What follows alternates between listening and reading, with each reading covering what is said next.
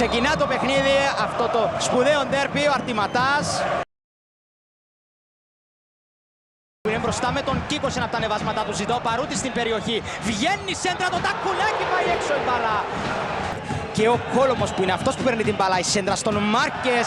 Μια πτώση κρατώντας το πόδι του κάτω χαμηλά ο Μάρκες. Σφάσεις. Αυτό με ενημερώνει ο Άντρας Σταύρου. Έλα Άντρα Σταύρου, είσαι πιο κοντά. Επειδή σταμάτησε το παιχνίδι την ώρα που ο Κόλ ήταν έτοιμος να σουτάρει, γιατί τον ενημέρωσαν από το VAR, ελέγχεται η φάση. Που έχει χώρο ο Ελλαδίτης. Παίζει με τον Βέισμπεκ. Το σκέφτεται για σουτ. Θα το κάνει, μπάλα πάει έξω. Είναι η καλύτερη στιγμή του Απόλλωνα στο μάτς αυτή. Η πιο επικίνδυνη του στιγμή, αν θέλετε, στο 40. Εδώ γίνεται επικίνδυνος ο Απόλλωνας με τον Βούρο, ο οποίος προσποιείται. Κρατά την μπάλα, κάνει και τη σέντρα. Ο Μάρκες τα δείχνει 1-0. Πάρα πολύ ωραία σέντρα από τον Βούρο. Ήρθε ο Μάρκες που είδε την μπάλα να περνά. Ήταν εκεί που έπρεπε και κάνει στο 41 το 1-0 για τον Απόλλωνα. Στο 1-0 η μπάλα θα δούμε ότι καταλήγει στον ουρανό των δικτύων του. Αν μπορούν να αντιδράσει Ζίβκοβιτς. Πως η μπάλα πέρασε από τον Μουκάμπι. Είναι λίγο πιο πίσω ο Μάρκες διαβάζοντας το γύρισμα σωστά. Με την μία χωρίς χρονοτριβή κάνει το 1-0. Επαναλαμβάνω, σε ένα πολύ σημαντικό χρονικό σημείο. Θέλει να φύγει στην κόντρα ο Απόλλωνας. Περνά και τον Αρτηματά ο Σαγκάλ. Παίζει με τον Σμέρχαλ. Μεγάλη ευκαιρία για τον Απόλλωνα. Η προσπίση του Σμέρχαλ. Το σούτ ο Ζίβκοβιτς. Νέο σούτ η κόντρα.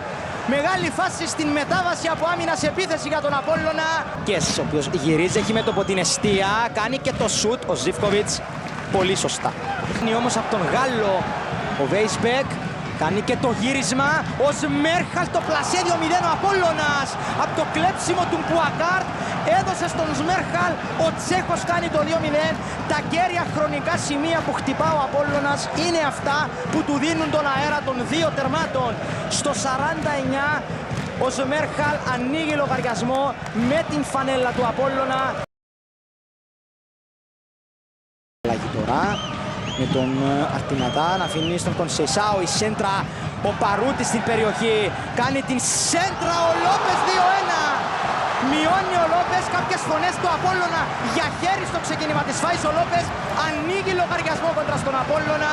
Ανοίγει λογαριασμό και με την φανέλα της ανόρθωσης. Φυσικά ξανά την φάση ανάμεσα στους αμυντικούς του Απόλλωνα ο Λόπες.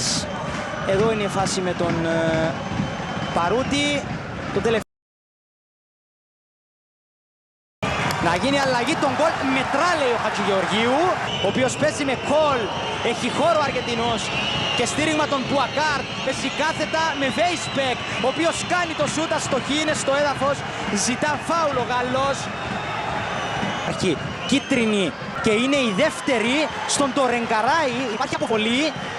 Εδώ θα δούμε ξανά τι έγινε στην αποβολή του Ντορενκαράι. Είναι έτοιμος να εκτελέσει το πλάγιο, κάνει κάποια νοήματα για τον τρόπο που θα εκτελέσει, καθυστερεί.